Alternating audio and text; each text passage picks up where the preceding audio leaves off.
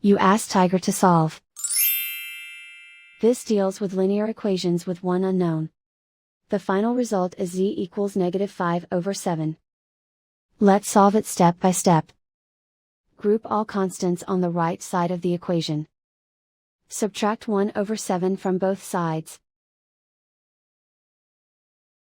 Combine the fractions.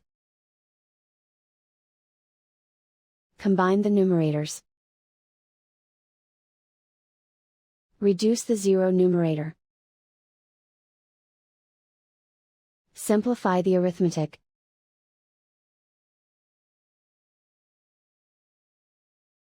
Isolate the z. Multiply both sides by 5. Group like terms. Multiply the coefficients. Simplify the fraction.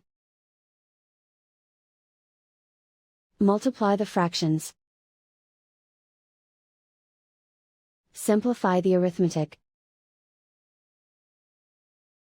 And so the final result is z equals -5/7.